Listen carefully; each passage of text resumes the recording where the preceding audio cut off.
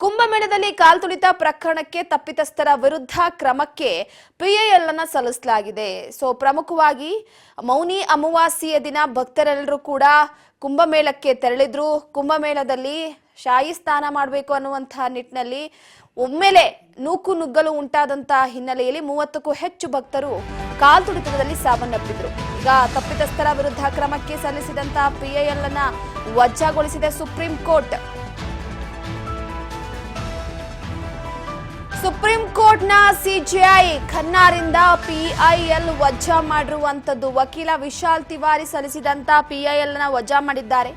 ಕಾಲ್ತುಳಿತವು ದುರಾದೃಷ್ಟಕರ ಮತ್ತು ಕಳವಳಕಾರಿ ವಿಷಯ. ಅಲಹಾಬಾದ್ ಹೈಕೋರ್ಟ್ಗೆ ಪಿಐಎಲ್ ಅನ್ನು ಸಲ್ಲಿಸಬಹುದು. ಅರ್ಜಿ ವಿಚಾರಣೆ ವೇಳೆ ಅರ್ಜಿದಾರರಿಗೆ ಸಿಜೆಐ ಖನ್ನಾ ಸೂಚನೆ ಕೊಟ್ಟಿದ್ದಾರೆ. ಜನವರಿ 29ರಂದು ಕುಂಭಮೇಳದಲ್ಲಿ ಸಂಭವಿಸಿದ ಕಾಲ್ತುಳಿತ ಪ್ರಕರಣಕ್ಕೆ ಸಂಬಂಧಪಟ್ಟಂತೆ ಸಾವು ಕಂಡಂತ ಕನಿಷ್ಠ 30 ಮಂದಿಯ ವಿಚಾರವಾಗಿ ಕುಂಭಮೇಳದಲ್ಲಿ ಕಾಲ್ತುಳಿತ ಪ್ರಕರಣದಲ್ಲಿ ಯಾರು ತಪ್ಪಿತಸ್ಥರಿದ್ದಾರೋ ಅವರ ವಿರುದ್ಧ ಕ್ರಮ ಆಗಬೇಕು ಅನ್ನುವಂತಹ ವಿಚಾರಕ್ಕೆ ಸಂಬಂಧಪಟ್ಟಂತೆ ಪಿಐಎಲ್ ಅನ್ನು ಸಲ್ಲಿಸಲಾಗಿತ್ತು. ಆದರೆ ಆ ಪಿಐಎಲ್ ಅನ್ನ ಸುಪ್ರೀಂ ಕೋರ್ಟ್ ಈಗ ವಜಾಗೊಳಿಸಿದೆ. ಒಟ್ಟಾರೆಯಾಗಿ ಈಗಾಗಲೇ ಕುಂಭಮೇಳದಲ್ಲಿ ಸಂಭವಿಸಿದಂತಹ ಕಾಲ್ತುಳಿತ ಪ್ರಕರಣದ ವಿಚಾರಕ್ಕೆ ಸಂಬಂಧಪಟ್ಟಂತೆ ಒಂದು ಯುಪಿ ಸರ್ಕಾರದ ವಿರುದ್ಧ ಕೂಡ ಕೆಲವೊಂದಿಷ್ಟು ಜನ ವಾಗ್ದಾಳಿಯನ್ನ ನಡೆಸಿದ್ರು. ಅದರ ಜೊತೆಗೆ ಯಾವುದೇ ರೀತಿಯಾದಂತಹ ವ್ಯವಸ್ಥೆಯನ್ನ ಕೂಡ ಮಾಡಿಲ್ಲ ಅನ್ನುವಂಥದ್ದನ್ನ ಆರೋಪ ಮಾಡಿದ್ರು.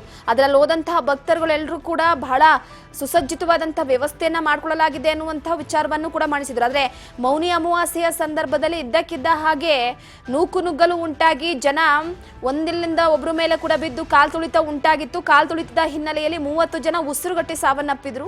ಅದಾದ ನಂತರವಾಗಿ ಅವರ ಮೃತದೇಹಗಳನ್ನ ಅವರವರ ಊರಿಗೆ ಕಳಿಸಿಕೊಡ್ಲಾಗಿತ್ತು. ಅದರಲ್ಲೂ ಕೂಡ 4 ನಮ್ಮ ಕರ್ನಾಟಕದ ಜನರು ಕೂಡ ಆಗಿದ್ರು. ಅದಾದ ನಂತರವಾಗಿ ಅಲ್ಲಿ ಆದಂತಹ ವಿಚಾರವಾಗಿ ಸುಪ್ರೀಂ ಕೋರ್ಟ್ಗೆ ಕ್ರಮಕ್ಕೆ ಸೂಚನೆ ಅಂತ ಹೇಳ್ಬಿಟ್ಟು ಒಂದು ಅರ್ಜಿಯನ್ನ ಕೂಡ ಹಾಕಲಾಗಿತ್ತು. ಈಗ ಅದನ್ನ ವಜಾ ಮಾಡಿದೆ.